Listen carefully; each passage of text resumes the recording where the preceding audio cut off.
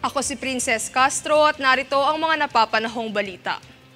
Nagbigay paalala ang Land Transportation Office o LTO sa mga driver na iwasan ang pag-overtake o counterflow sa mga mayroong marka na double solid yellow line sa kalsada. Ayon sa LTO, ang paglabag dito ay maaaring maging sanhi ng aksidente at mayroong katumbas na multa. Ang sinumang lumabag sa batas trapiko ay mapapatawan ng reckless driving.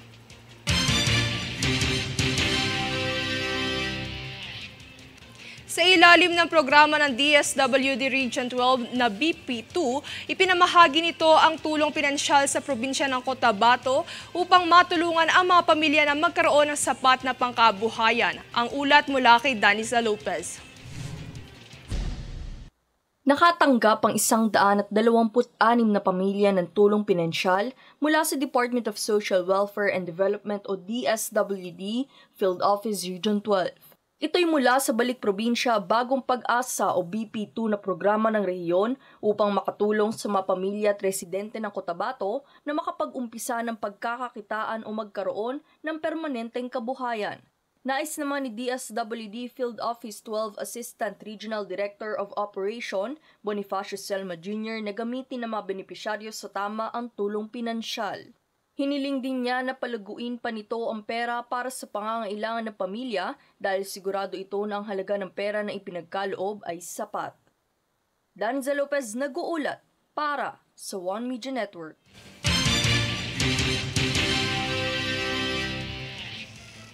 Nitong kamakailan lang ay nihayag ni Department of the Interior and Local Government Secretary Benhur Abalos na mula Enero hanggang Agosto ng taong ito, humigit kumulang 8,000 biktima ng internet scam sa bansa ang nawalan na ng 155 million pesos sa iba't ibang con artists gamit ang iba't ibang mapanlinlang na pamamaraan. Ang pahayag na ito ay kasabay ng paglagda ng Memorandum of Agreement o MOA sa pagitan ng Securities and Exchange Commission o SEC at DILG. Ang nasabing MOA ay naglalayong suportahan ang kampanya ng SEC laban sa mga financial scam, partikular ang Anti-Scam at Illegal Taking of Investments Group o ASTIG ng ahensya.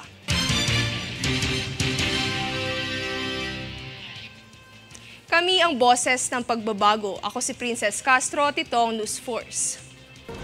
Sa ulo ng mga balita, kaso ng COVID-19 sa bansa, mas bumaba ng 18% ayon sa DOH. Inflation rate sa Pilipinas bumagal matapos makapagtala ng 4.9%. Online scam artists pumalo na sa 155 million pesos ang kinita sa loob ng 8 buwan. Biktima ng illegal recruiter, nagkubling pasabay seller para makapagtrabaho abroad. Iba't ibang palamuti sa Pasko, tampok sa kalye ng Dapitan. Pilipinas aabante sa eFIBA Season 2 World Championship. Patas at pantay na balita. Komprehensibong ulak para sa pulso ng masa. Ito ang News Force.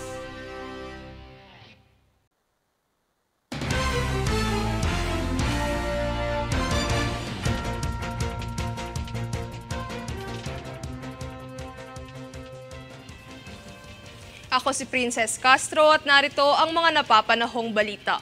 Nasa higit na 1 milyong airline passengers sa ang naitala ng Manila International Airport Authority o MIAA kaugnay ng nakaraang barangay elections at undas. Ibinahagi ni MIAA Officer in Charge Brian Co na humigit kumulang 8,000 flights ang naitala at lahat ito ay nakuha ng on-time performance rating na 84% mula ika-27 ng Oktubre hanggang ika-5 ng Nobyembre.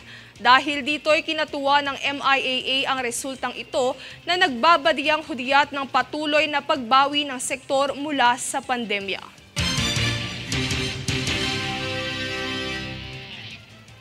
Matapos ang naging pasya ng taong bayan sa mga iluluklok na barangay officials sa nagdaang BSKE nitong ika-30 ng Oktubre, nagumpisa na ang mga SK sa kanilang mandatory training program bilang paghahanda sa kanilang panunungkulan sa kani-kanilang mga barangay.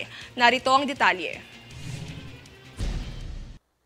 Inumpisahan na ng mga barangay sa iba't ibang sulok ng bansa ang mandatory training program para sa mga bagong halal na opisyal ng Sangguniang Kabataan o SK kahapon ika-8 ng Nobyembre. Ito ay alinsunod sa Republic Act No. 10742 o mas kilala bilang Sangguniang Kabataan Reform Act of 2015 kung saan sa ilalim nito ay kinakailangang sumailalim ng mga bagong halal na SK sa isang mandatory training program bago manungkulan sa kani-kanilang nasasakupan.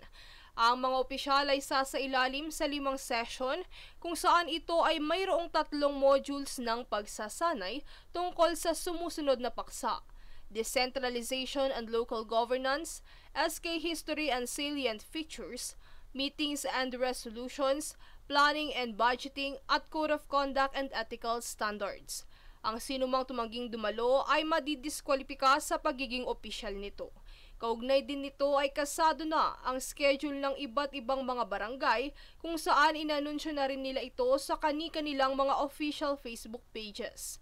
Matatandaan kamakailan ay pinaalala ni DILG Secretary Benhur Abalos na hindi pa maaaring ideklarang opisyal na manunungkulan ang mga bagong halal hanggat hindi pa sila sumasailalim sa mandatory training sa ilalim ng nasabing batas. Sapagkat sinabi ni Abalos na ang training na ito ng mga SK ay importante sapagkat ang mga kabataan ay kinakailangang bigyan ng tamang paggabay upang makapaglingkod ng naaayon sa tama at kailangan ng kanilang mga kababayan. Samantala, gagawaran ng Certificate of Training Completion ang mga opisyal na makatatapos sa nasabing pagsasanay. Ito ay ayon sa National Youth Commission.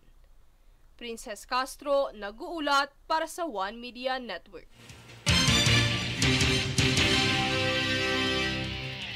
Kamakailan lang ay malugod na tinanggap ng Boracay Island ang ikalawa nitong cruise ship visit para sa buwang ito at ang ika-4 para sa taong ito na may dalang 2,700 bisita at tripulante.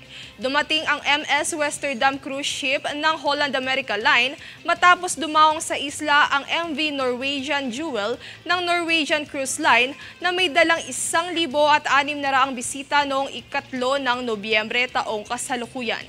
Matatandaan noong taong 2022, nagsilbi ang Boracay sa mahigit 1,700,000 turista na nalampasan na ngayong taon sa buwan pa lamang ng Oktubre.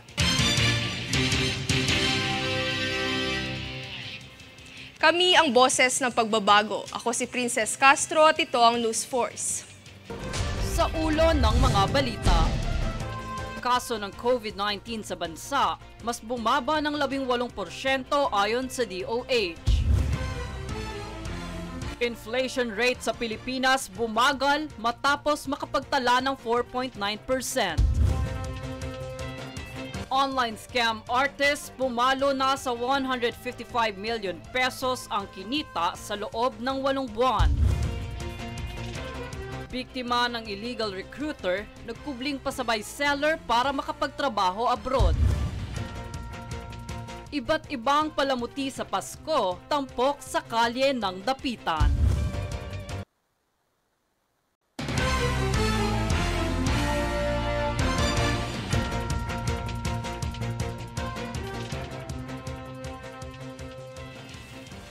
Ako si Princess Castro at narito ang mga napapanahong balita.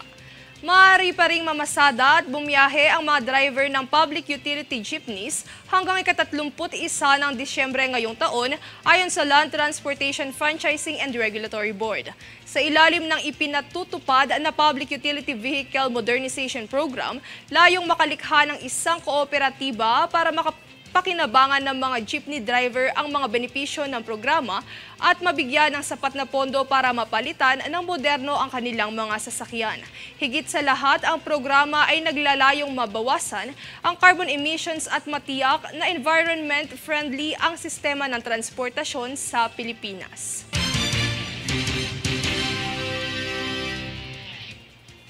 Sa papalapit na petsa ng palugit para sa industry consolidation, klinaro ng LTFRB ang impormasyon ukol dito.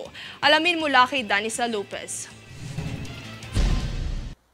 Matapos itakda ng pamahalaan sa ika-13 ng Disyembre ang industry consolidation, inilinaw ng Land Transportation Franchising and Regulatory Board o LTFRB na mayroon nitong malaking pagkakaiba sa pagpapalit ng mga sasakyan.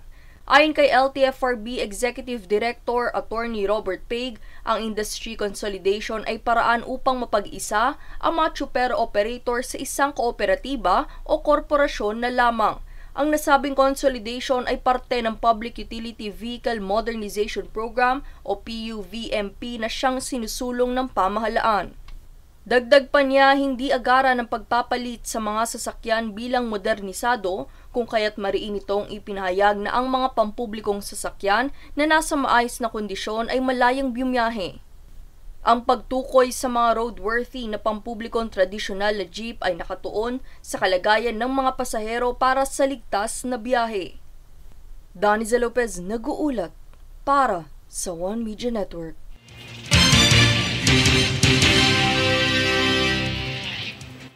Aabante na sa IFIBA Season 2 World Championships ang Gilas team matapos magwagi kontra sa koponan ng Indonesia kagabi ika-7 ng Nobyembre. Nakakubra ng straight 4 wins ang Filipino E-players dahilan upang sila ay makalipad pa Sweden para sa World Championship Tournament. Sa una nitong laban, dinomina ng Gilas ang bansang India sa score na 159-27 na sinundan ng 60-46 sa Singapore, 87-45 sa pangatlong laban nito kontra Mongolia at ang kumumpleto sa kartada na 60-59 sa Indonesia. Gaganapin ang IFIBA World Championship sa ika-24 hanggang ika-26 ng Nobyembre.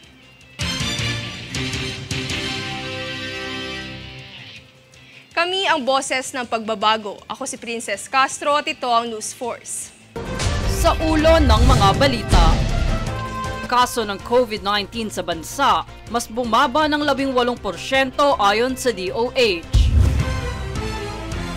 Inflation rate sa Pilipinas bumagal matapos makapagtala ng 4.9%. Online scam artist pumalo na sa 155 million pesos ang kinita sa loob ng 8 buwan. Biktima ng illegal recruiter, nagkubling pasabay seller para makapagtrabaho abroad. Iba't ibang palamuti sa Pasko, tampok sa kalye ng Dapitan. Pilipinas aabante sa IFIBA Season 2 World Championship. Patas at pantay na balita, komprehensibong ulak para sa pulso ng masa. Ito ang News Force.